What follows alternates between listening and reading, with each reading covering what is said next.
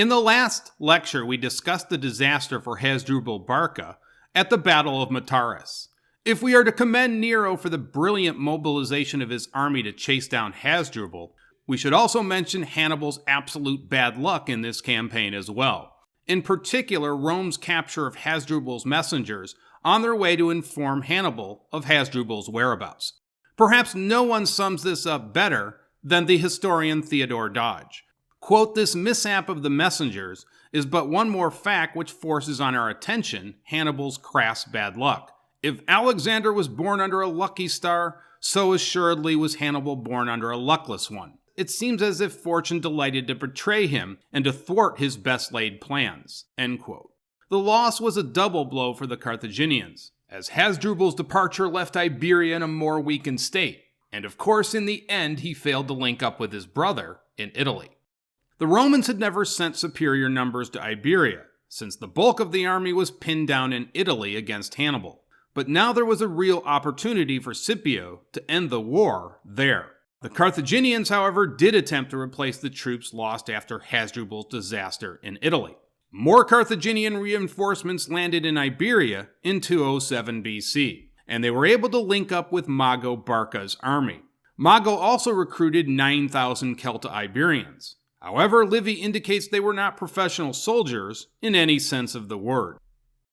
Fresh with reinforcements, Mago camped his army in this area on the map. Thus, Scipio was facing two armies, yet again. And if he engaged one, there was the real possibility he might be outflanked by the other. Scipio decided to send a detachment under Silanus to strike Mago first. Silanus approached Mago's position, and his scouts informed him that the Carthaginians and Celta-Iberians were located in separate camps. Quote, "When he was about 10 miles distance, he was informed by his guides that there were two camps near the road on which he was marching. The one on the left was occupied by the Celta-Iberians, a newly raised army about 9,000 strong. The one on the right by the Carthaginians. The latter was carefully guarded by outposts, pickets, and all the usual precautions against surprise. The Celta-Iberian camp was without any discipline, and all precautions were neglected as might be expected of barbarians and raw levies who felt all the less fear because they were in their own country. Silanus decided to attack that one first, and kept his men as much to the left as possible, so as not to be seen by the Carthaginian outposts. After sending on his scouts, he advanced rapidly against the enemy. He was now about 3 miles away, and none of the enemy had yet noticed his advance. The rock and thickets which covered the whole of this hilly district concealed his movements. Before making his final advance, he ordered his men to halt in a valley where they were effectively hidden and take food. The scouting parties resumed and confirmed the statements of the deserters, on which the Romans, after placing the baggage in the center and arming themselves for combat, advanced in order of battle. End quote. Silanus completely decimated the Celta-Iberians. By this time, the Carthaginians heard all the commotion going on from the other camp, and soon joined the fight. But they too were cut down by the Romans. In the confusion, Mago escaped with just 2,000 soldiers. Adding to the misery, one of his top deputies was captured. 10 days after the setback, Mago joined Hasdrubal Gisco at Gades in the south. Scipio then marched towards Gades, hoping to force a decisive battle. Hasdrubal Gisco was waiting for more reinforcements, and needed to buy himself more time. He decided to split up his army, and place them into several heavily fortified towns. Scipio was uninterested in laying siege to each one of these cities, and so he retreated to his headquarters at Tarraco for the winter.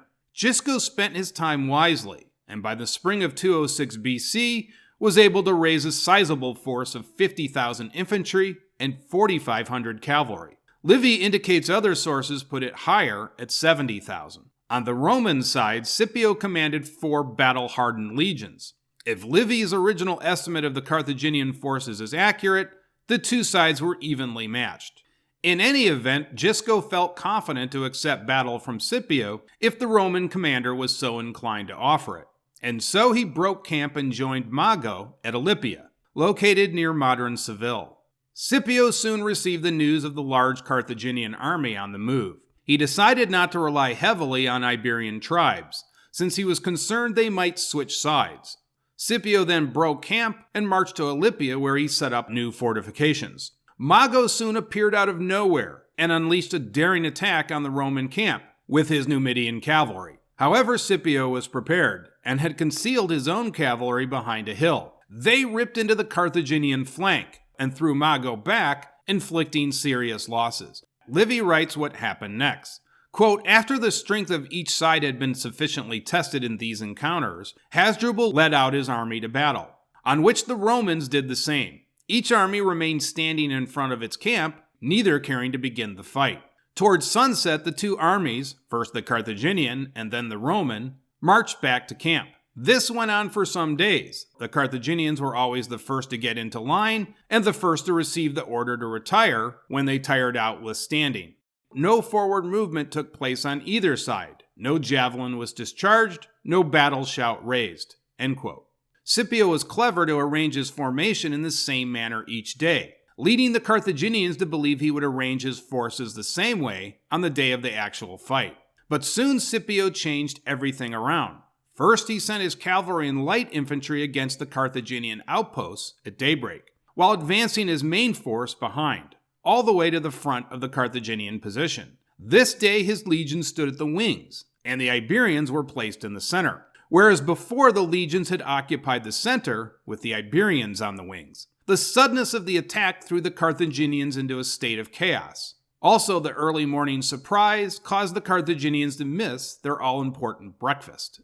Livy relates, quote, the shouts of the cavalry roused Hasdrubal, and he rushed out of his tent. When he saw the melee in front of the rampart and the disordered state of his men, and in the distance the glittering standards of the legions, and the whole plain covered with the enemy, he at once sent the whole of his mounted force against the hostile cavalry. He then led his infantry out of camp and formed his battle line without any change in the existing order. Soon cavalry units on both sides fought each other in close quarters, but neither side gained an advantage.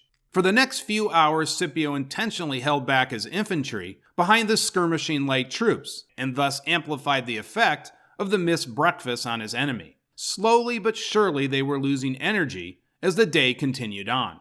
Finally, Scipio decided to launch the main attack.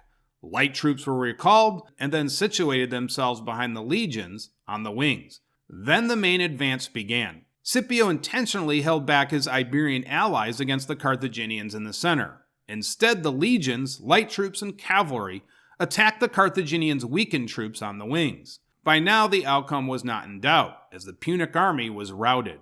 The Carthaginian center was helpless to reinforce its wings, with the threat of the Iberian force that was still looming large in the near distance, but not yet attacking.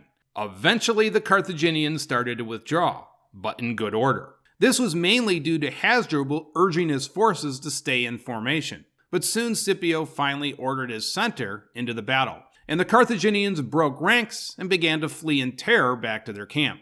The Romans were on the cusp of entering the Carthaginian camp when a storm broke out. The Carthaginians immediately strengthened the defenses of their camp, expecting an attack the next day. However, Iberian troops under Hasdrubal's command began to defect to Scipio. Hasdrubal decided to march away the next night under the cover of darkness. Scipio followed up on Hasdrubal, and Livy explains what happened next. Quote, Hasdrubal turned his course towards the ocean, and his hurried march, which in its haste and confusion looked more like a flight, gave him a considerable start on the Roman legions. Their cavalry and light infantry harassed and retarded him by attacking him in flank and rear, and while he was continuously forced to halt to repel first the cavalry and then infantry skirmishers, the legions came up. Now it was no longer a battle, but sheer butchery, until the general himself set the example of flight and escaped to the nearest hills with some 6,000 men, many of them without arms. The rest were killed or made prisoners. The Carthaginians hastily improved an entrenched camp on the highest point of the hills, and as the Romans found it useless to attempt such a dangerous ascent, they had no difficulty in making themselves safe. But a bare and sterile height was hardly a place in which to stand even a few days' siege, and there were numerous desertions. At last Hasdrubal sent for ships, he was not far from the sea, and fled in the night, leaving his army to its fate. As soon as Scipio heard of his flight, he left Salamis to keep up the investment of the Carthaginian camp, with 10,000 infantry and 1,000 cavalry, while he himself, with the rest of his army, returned to Tarraco. End quote. Soon Mago also fled Iberia, leaving the rest of the army completely abandoned. Without any generals, the army soon broke up. Some of the troops deserted to the Romans, while others simply scattered in any available direction. Silanus returned to Tarraco and informed Scipio that the war in Iberia was over. The work, however, was not completely finished. Scipio needed to put down a mutiny that started because some troops had not been paid. The commanding general had the ringleaders executed, but agreed to provide back pay to the 8,000 troops who had mutinied. Later on, Scipio captured Gades in the south. Hispania would become a Roman province.